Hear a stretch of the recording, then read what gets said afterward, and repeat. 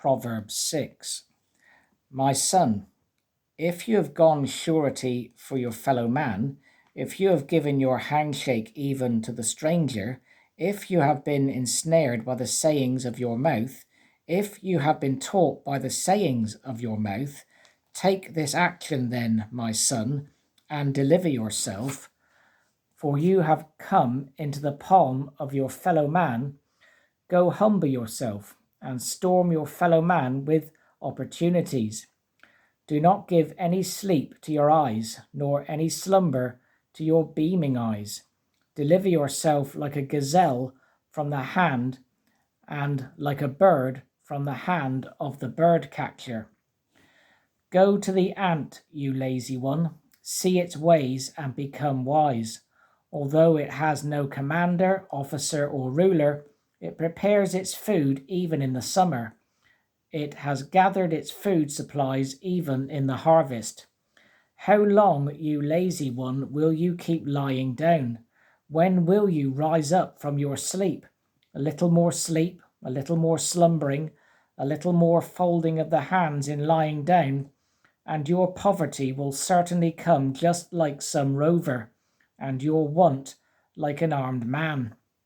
A good-for-nothing man, a man of hurtfulness, is walking with crookedness of speech, winking with his eye, making signs with his foot, making indications with his fingers.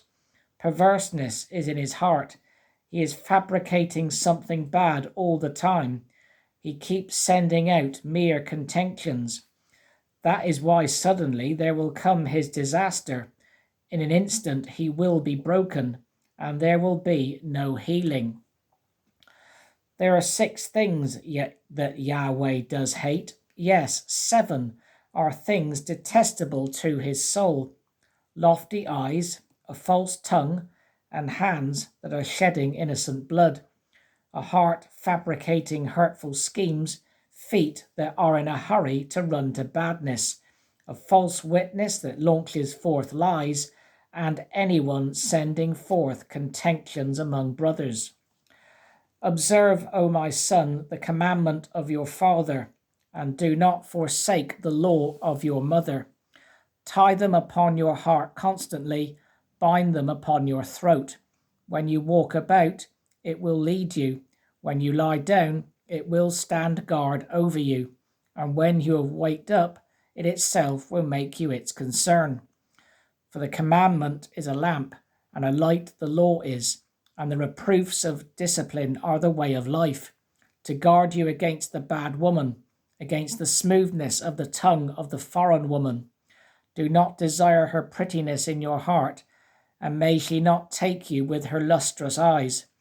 Because in behalf of a woman prostitute one comes down to a round loaf of bread, but as regards another man's wife, she hunts even for a precious soul.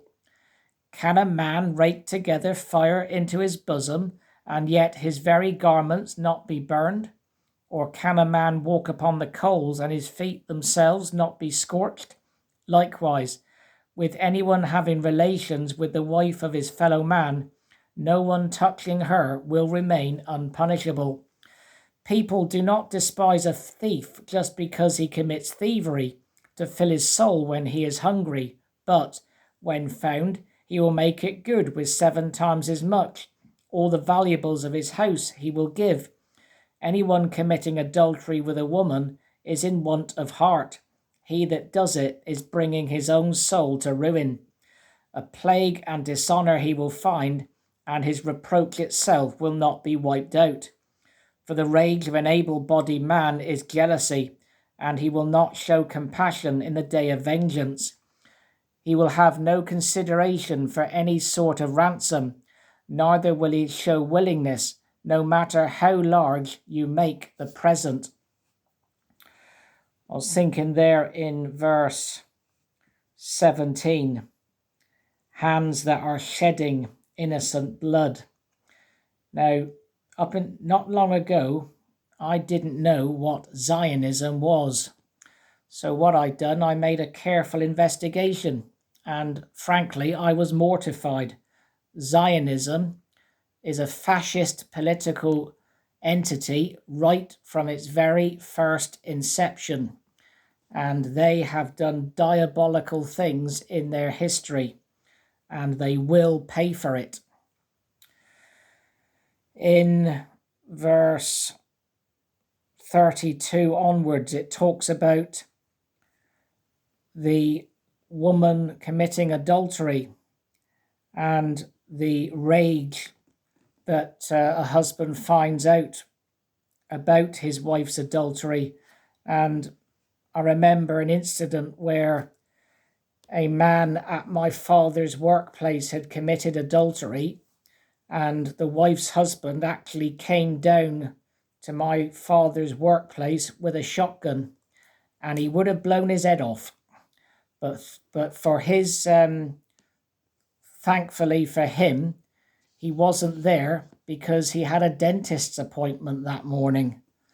But that just emphasizes the rage that someone can feel by someone committing adultery. And it makes a